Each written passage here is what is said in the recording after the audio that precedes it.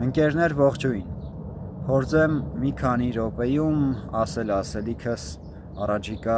ընտրությունների հետ կապված, միանգամից շեշտենք և արձանագրենք, որ առաջիկա ընտրությունները սովորական չեն և Հայաստանի լինել չլինելու հարցն է այլևս, եթե 2018 թվականին հայրենակիցներիցս ոմանք շատերը խաբվել են և իրենց ձայները տվել ներկայիս իշխանությանը, ես չեմ կարող բոլորին դատաքննել, որովհետև գիտնական ծանոթներ էլ ունեմ, ովքեր ոգևորված են եղել այդ ճակերտավոր հեղափոխությամբ և ամենը չեմ կապում IQ-ի հետ,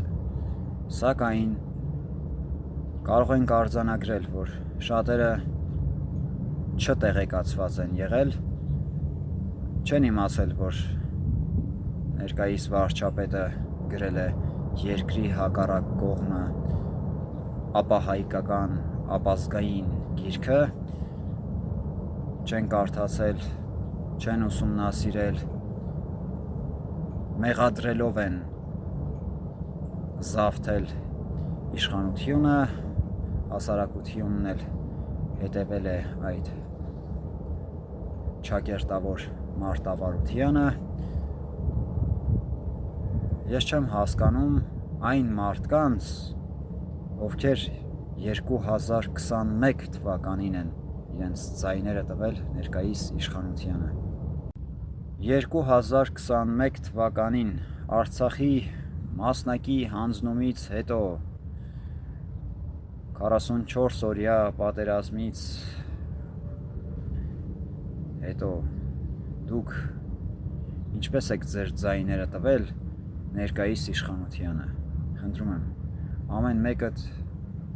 ձեզ այդ հարցը տվեք։ Ձեզ համար միթե պարզ չէր, որ դրանով չի սահմանափակվելու ներկայիս իշխանությունը, հայոց պատմության մեջ միակ առաջնորդն է ներկայիս վարչապետը, որը Արցախը ամբողջովին հանձնել է թշնամուն և Արցախը հայաթափել է։ Ես չեմ հասկանա ձեզ, եթե դուք 2026 թվականին առաջիկա ընտրություններին ձեր ձայները տաք ներկայիս իշխանությանը, ես ձեզ չեմ հասկանա։ Այդ կեղծ սրտիկը, որ սենց Հայաստանն էլ ներկայիս Հայաստանի տարածքի այդ գծանշված այդ քարտեզը սրտիկի մեջ, դա սրտիկի սիմվոլը չէ, դա արևմտյան և արևելյան թուրքերի, հասկացաք, դա սիմվոլ է, որ Հայաստանի կործանումը չի ուշանա, եթե դուք ձեր ձայները չգիտակցելով տաք ներկայիս իշխանությանը արդեն 3-րդ անգամ, ես ձեզ չեմ հասկանա, կներեք։ 1915 թվականին էլ շատերը քնած են եղել, մեր նախահայրերից շատերը, և ոչ բոլորին կարող եմ համարել անմեղ զոհ։ Անմեղ զոհեր եղել են երեխաները, երիտասարդ կանայք, սակայն ինչպես կարող ենք անմեղ զոհ համարել մեծապատիվ մուրացկաններին, որոնց համար իրենց գրպանն է կարևոր եղել և արժեքներ չեն ունեցել, ինչպես կարող ենք նրանց համարել անմեղ զոհեր, կամ են քնած զանգվածին, որը այդ թվերին էլ է եղել, ներկայում էլ ունենք այդպիսի քնած զանգված, որ չի հասկանում, չգիտես ինչպես բացատրել, որ հասկանա։ Փառք Աստծո, նախահայրս, նախապապս, այդպիսի քնած մեկը չի եղել։ Զորավար Անդրանիկի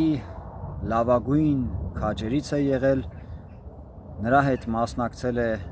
ամենադժվարին մարտական գործողություններին, նրա լավագույն քաջերից մեկն է եղել։ Նախապապիս 3 որդիներից 2-ն էլ հայրենական մեծ պատերազմի ընթացքում հրամանատարներ են եղել, ինքս էլ իրենց երևի թե արժանի ժառանգն եմ, չնայած շատ բան չեմ հասցրել անել։ Էական չէ, ինչ աշխատանք ունեք, մանկավարժ եք, մարզիչ եք, ճարտարապետ եք, գրող եք, ցավ եք, էական չէ։ Հայաստանը որ չլինի,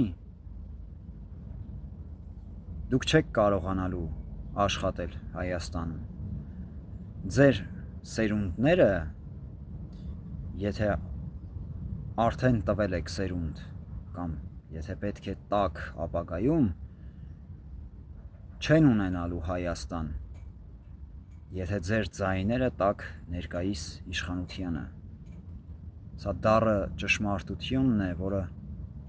շատ վաղուց դուք պետք է հասկանայիք։ Ես չեմ հասկանում, դուք մեր պատմությունը երբևիցե չեք վերլուծել, չեք հասկանում, որ 1915 թվականին և այդ թվականներին առհասարակ մեր նախահայրերից շատերն էլ քնած են եղել և հենց այդ պատճառով են ցեղասպանվել։ Եթե զորավար Անդրանիկը և ազատազեն հայրերը չլինեին, մենք շատ վաղուց ոչնչացված կլինեինք։ Լավ, այսքան զոհերից հետո, Արցախի հայաթափումից հետո, հայոց պատմության մեջ առաջին անգամ է հայաթափվել Արցախը։ Լավ, էլ ինչ պետք է լինի, որ դուք արթնանաք։ Ինչքան կարելի է ժամանցին տրվել, խաղաղություն մուրալ։ Դուք չեք հասկանում, որ Թուրքից հնարավոր չէ խաղաղություն մուրալ։ Չեք հասկանում։ Չի լինելու այդ խաղաղությունը։ Սա իմ վերջին անդրադարձն է։